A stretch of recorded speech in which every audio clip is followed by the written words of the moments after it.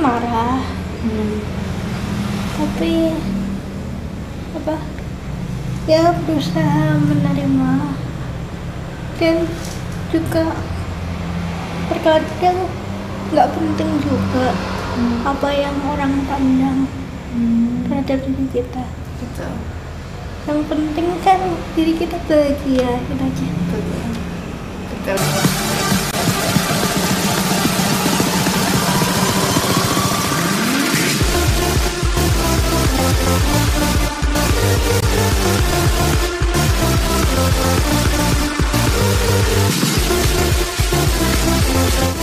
Hai Sobat GKJ, bersama saya Dita.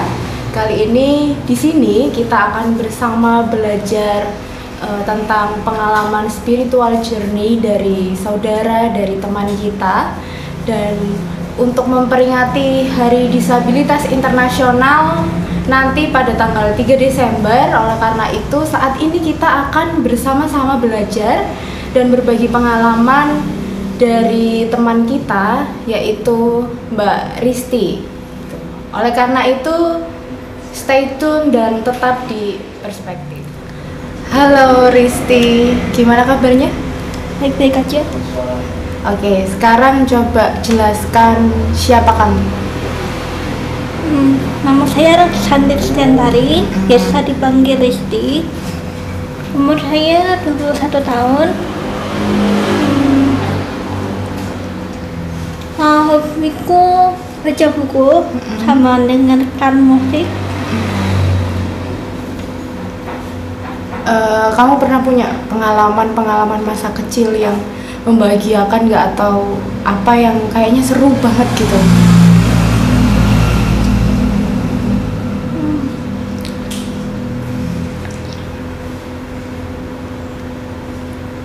Yang seru, yang paling berkesan dalam hidupmu, pengalaman masa kecilmu, atau ketika sekolah dulu,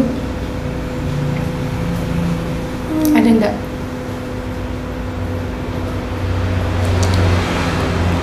Nggak ada? Atau yang pengalaman yang kayaknya ini membuat aku belajar sesuatu gitu, atau pengalaman yang membuat kamu bahagia banget gitu?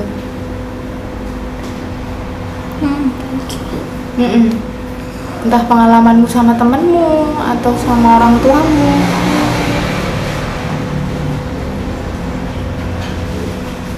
Coba ceritakan salah satu aja. Dari mulai kamu SD sampai sekarang. Satu aja dari situ.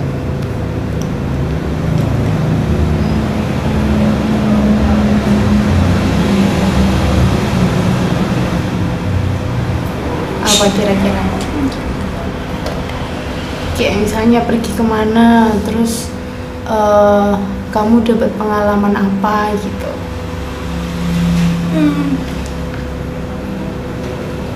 Pergi ke tempat saudara.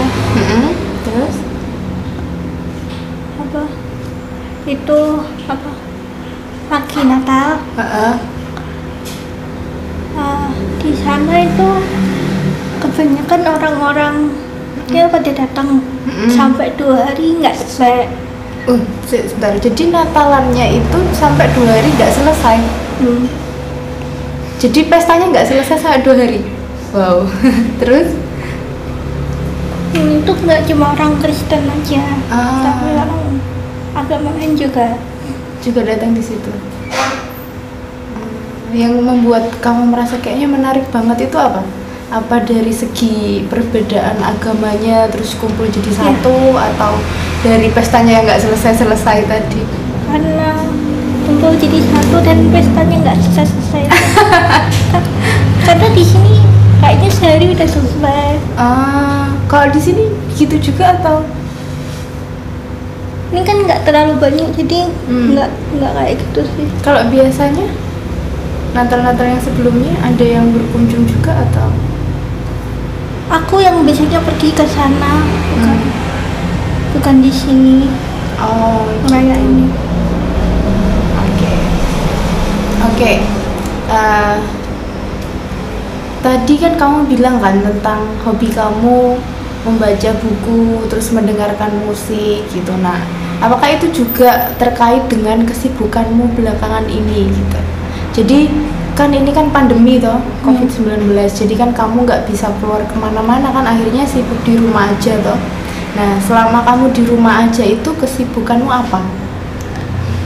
Baca buku, agak nonton film, Nonton film. Terus? kalau enggak dengerin musik. Oke. Biasanya nonton film apa? Dokumenter, kalau enggak yang romantis kayak komedi, Gitu. selain horor pokoknya. Selain horor. Kalau dokumenter, kenapa kok kamu suka film dokumenter? Soalnya biasanya nih ya, kalau aku sendiri nih, aku nggak terlalu suka film dokumenter karena buat aku tuh filmnya flat gitu loh. Jadi I don't know, sometimes kayak aku nggak bisa berfantasi gitu loh. Kalau kamu sendiri gimana? Kalau kan dokumenter itu kan dari kenyataan orang lain, kayak Michelle Obama atau Diana atau Terus yang kamu sukai dari situ apa? kisah hidup mereka. Kisah hidup mereka. Jadi untuk motivasi kamu. Bisa dibilang gitu. Dari film dokumenter yang kamu lihat itu, kira-kira dari kisah hidup siapa yang kayaknya kamu pengen belajar banyak dari kisah hidup itu? Michelle Obama. Michelle Iya. Obama. Kenapa? Kan dia dari keluarga yang nggak terlalu mampu, tapi dia dididik jadi orang yang mandiri, pintar, dan kan juga beliau kan lulusan Harvard juga. Jadi Kalau Michelle Obama itu istrinya Barack Obama kan ya.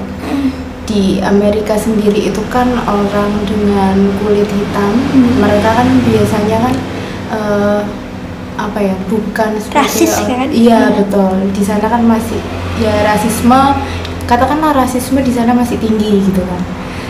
Lalu juga orang-orang dengan kulit hitam biasanya mereka nggak dianggap gitu kan. Ya. Jadi ketika Barack Obama, dan dia muslim kan, waktu itu dia menjadi presiden Amerika Serikat dengan lika-likunya yang begitu sangat dalam gitu.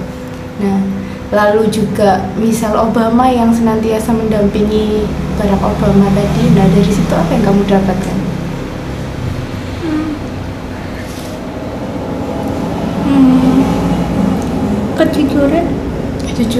Kejujuran dari Michelle Obama. kan sebagai pasangan harus saling mendukung dan harus jujur. Kalau dari kisah mereka, kamu suka sekali dengan kisah film dokumenter tentang Michelle Obama, tentang tadi kamu bilang kalau dia dari orang yang nggak punya, nggak mampu, terus dia dari orang yang berkulit hitam, lalu dia jadi orang yang berpengaruh di Amerika gitu. Itu kira-kira berdampak nggak untuk hidup kamu? Atau ada kesamaan nggak gitu terkait itu? Bilang sama sih enggak, tapi ya kalau itu berarti kan masih bisa dirubah, dunia ini masih bisa berubah. Jadi kamu pengen merubah dunia ini? Nggak sebesar itu sih, tapi seenggaknya pelan-pelan orang-orang bisa terbuka pikirannya. Terbuka tentang Segala hal, tentang rasisme, tentang hak asasi manusia dan segala macamnya. Oke. Jadi kan Risti ngomong soal hak asasi manusia, ya kan? Nah, kalau kita sendiri di Indonesia nih ya, di Indonesia. Terus kamu juga bilang soal kamu pengen membawa impact gitu ke kehidupan masyarakat supaya mereka punya pikiran terbuka gitu. Nah, kalau kita ngomongin soal pikiran terbuka nih gitu. Nah, nanti tanggal 3 kan kita mau peringati Hari Disabilitas Internasional kan. Nah, kita bicara soal pemikiran terbuka. Kadang soal disabilitas itu seringkali masih belum menjadi hal yang tabu, hal yang tabu. betul. Nah, kalau menurut Kristi sendiri gimana? Mungkin karena emang nggak pernah diajari soal itu dari kecil. Fasilitas di sini juga masih kurang juga. Sebenarnya kuncinya edukasi. Kuncinya edukasi ya, edukasi dari dini ya. Nah, kita tadi udah ngomongin soal keterbukaan, soal kurangnya edukasi terhadap penyandang disabilitas dan aksesibilitas ya, aksesibilitas terhadap penyandang disabilitas. Nah, kalau untuk Risti sendiri, ketika dulu Risti SD sampai saat ini, ada nggak sih orang yang kira-kira kayak menolak kehadirannya Risti gitu? Atau mereka kayak misalnya kayak, ih apaan sih gitu, kayak saya nggak mau bergaul sama kamu gitu, misalnya gitu. Ya mungkin ada, tapi cuma dikit sih, karena kebanyakan teman-teman udah biasa. Udah biasa. Terus ada nggak kira-kira yang di depan Risti gitu, di depan Risti terus dia menghina terus kayak Nggak secara langsung sih, nggak secara langsung, cuma nyindir-nyindir, ngejek-ngejek. nyindirnya kayak gimana biasanya? Sayangnya nggak terlalu aku ingat karena itu nggak bagus jika nggak diingat. Terus kalau dari sindiran orang, hinaan orang, terus cara Risti merespon gimana? Awalnya ya pasti marah, tapi apa ya berusaha menerima, dan juga terkadang nggak penting juga apa yang orang pandang terhadap diri kita. Betul. Yang penting kan diri kita bahagia, kita aja. Betul sekali. Bijak ya. Jadi di umur yang 21 Risti berpikir kalau punya pemikiran yang bijak gitu loh. Jadi kita sebagai manusia kadang emang kita kan kalau menerima komentar negatif dari orang kan kita langsung kayak aduh gitu kan, kadang-kadang gitu. Tapi Risti tadi bilang bagaimana kita bisa menyaring itu, jadi mana yang itu berdampak baik untuk kita, mana itu yang bisa membuat kita jatuh, itu jangan sampai dimasukkan terlalu dalam gitu, supaya kehidupan kita pun juga bertumbuh gitu kan. Nah, terkait dengan hinaan ejekan orang tadi yang Risti bilang, ada orang yang nyindir, ada yang nggak secara langsung, jadi kan Risti berarti dengar dari orang lain. Orangnya ngomong pelan, tapi aku dengar gitu. Nah, ketika ada orang yang menghina gitu, atau itu kan artinya ada orang yang menolak ya. Berarti hampir mirip dengan ceritanya Michelle Obama. Bagaimana di sana masih rasisme masih tinggi gitu. Bagaimana penolakan yang terjadi dengan dia dan bagaimana dia mengatasi sampai dia jadi orang hebat gitu. Nah, kalau Risti sendiri, ketika Risti dihina, ketika Risti ditolak sama orang, kira-kira di saat itu Risti merasakan kehadiran Tuhan nggak? Ya mungkin doa. Kayak misalnya gini, ketika kamu dihina sama orang, terus habis itu banyak sekali orang yang menghina kamu, karena kan kita nggak menutup kemungkinan bahwa di dalam dunia ini sebaik apapun kita, pasti ada orang yang menghina kita, pasti ada orang yang nggak suka gitu toh. Nah, ketika kita dihina orang dan kita masuk di dalam tekanan, kira-kira kamu merasakan kehadiran Tuhan nggak? Atau di situ kamu malah merasa bahwa Tuhan, saya rasa Tuhan nggak adil sama hidup saya gitu. Sebenarnya lebih sering merenung sendiri. Terus yang kamu renungkan apa?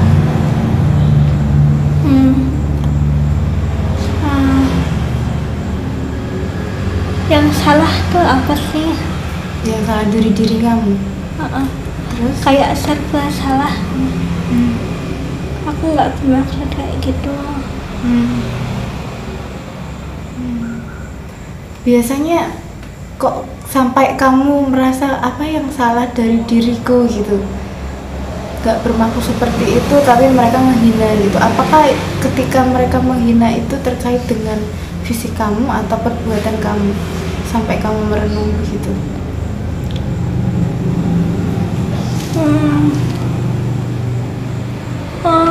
Apa?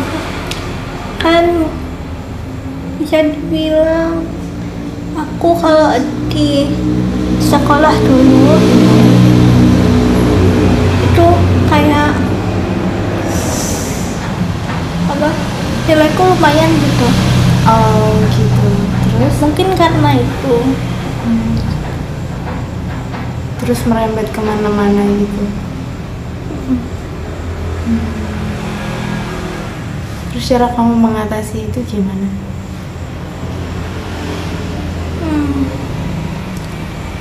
Apa yang gini, maksudnya gini, cara kamu mengatasi hinaan itu, ketika kamu dihina tentu kamu ada di dalam titik kamu tertekan kan, gitu.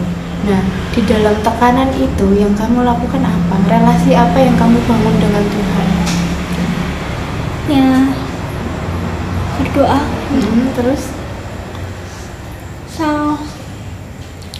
Sama tulis isi hatiku. nulis isi hatimu. Kamu sering nulis berarti? Karena nggak terlalu banyak ketemu orang, jadi nggak terlalu banyak. Biasanya kalau ketemu orang gitu, terus ada hal-hal apa sih yang membuat kamu akhirnya nulis?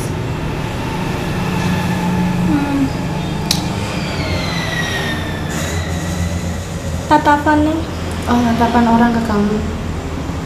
Kamu merasa kayak gimana gitu ketika orang natap kamu?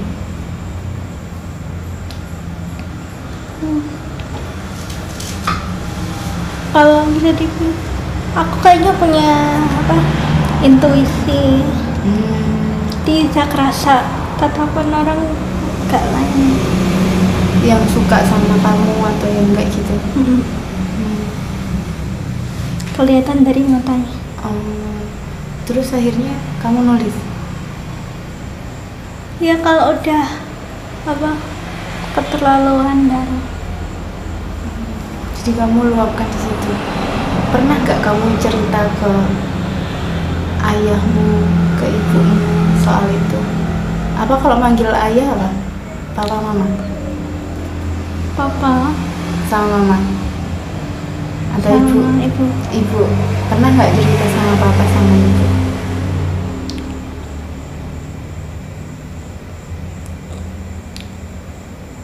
Jarang tapi pernah. Jarang tapi pernah. Gimana tuh? Pernah tapi frekuensinya nggak sering. Terus tanggapan mereka gimana?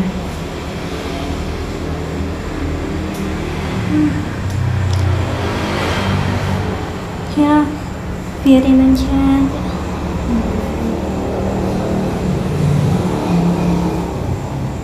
Terus ketika kamu cerita gitu sama orang tua kamu, lalu kamu nulis gitu, terus perasaan kamu merasa lebih plong atau gimana, yang kamu rasain apa?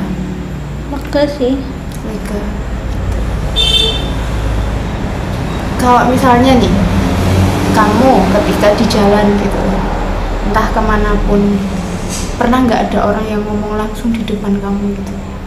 Enggak sih. Secara belak-belakan. Enggak. Biasanya lewat matanya. Berarti. Kayak nih orang baru pernah aku lihat kenapa pakai kursi roda, kayak matanya bilang gitu. Oh, jadi kayak pengen tahu gitu ya.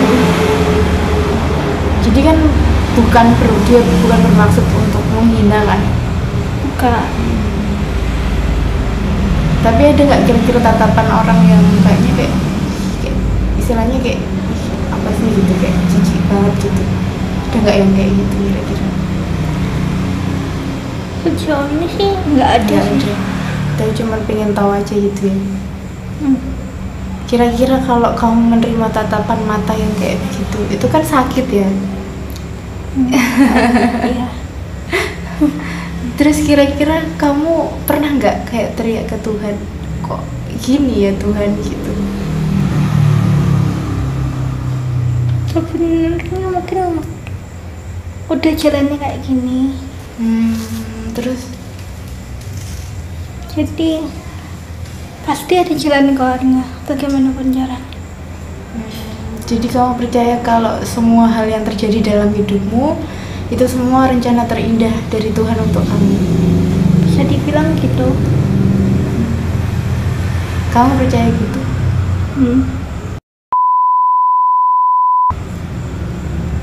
Terus selama ini bagaimana relasimu sama Tuhan? Mungkin bisa dikatakan kayak temen. Kayak teman. Berarti kamu sering curhat sama Tuhan? Ya bisa dibilang gitu.